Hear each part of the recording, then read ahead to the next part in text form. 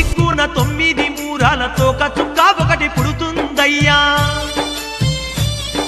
హంపిలోని శ్రీ ఆంజనేయ స్వామి ఆవేశాన అరిచి మూలుగుతాడయ్యా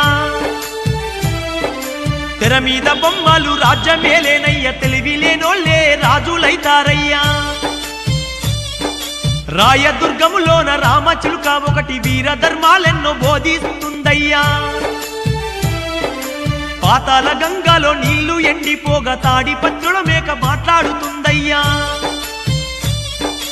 ఉత్తర దేశాన కోమట్ల వంశాన గాంధీ అనేవాడు పుడతాడయ్యా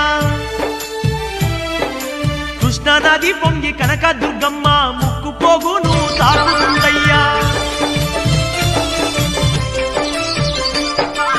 ఓ తల్లి అచ్చమ్మ నా తల్లి అచ్చమ్మ కాల జ్ఞానాన్ని చెబుతున్న వినవమ్మ ఓ తల్లి అచ్చమ్మ నా తల్లి అచ్చమ్మ మును ముందు జరిగే వింతల్లి గణవమ్మ ఓ తల్లి అచ్చమ్మ నా తల్లి అచ్చమ్మ నేను చెప్పేవన్నీ జరిగి తీరుతయమ్మ ఓ తల్లి అచ్చమ్మ నా తల్లి అచ్చమ్మ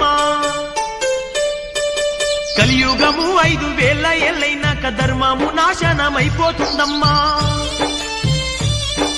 సల్ల కంటే కూడా కళ్ళు గొప్పదంటూ తాగేటి జనులే పెరిగిపోతారమ్మా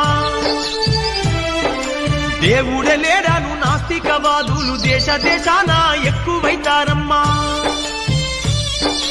నిజమైన భక్తులే తగ్గిపోతారమ్మా కపటదారులే పెరిగిపోతారమ్మా ఓ తల్లి అచ్చమ్మ నా తల్లి అచ్చమ్మ కాల జ్ఞానాన్ని చెబుతున్న వినవమ్మా ధర్మాన్ని వీడి ధనము కోసమే అయినోళ్ళనైనోళ్ళే సంపుకుంటారమ్మా అమావాస నాడు ఆకాశములో నిండు చందమామ కనిపిస్తదమ్మా అర్ధరాత్రి సింహ చీకట్లోన మండేటి సూర్యుడు ఉదయిస్తాడమ్మా సర్వజాతులు సంకరమై సంకరులే సామ్రాటులైతారమ్మా మునుముందు జరిగే వింతల్లి గణవమ్మ నేను చెప్పేవన్నీ జరిగి తీరుతాయమ్మా వావి వరసలు మచ్చు కన్నా లేక మానవత్వమే చచ్చిపోతుందమ్మా పగలేమో అన్నా చెల్లెళ్ళు అనుకుంటూ రాత్రుళ్ళు రతులల్ల మునిగిపోతారమ్మా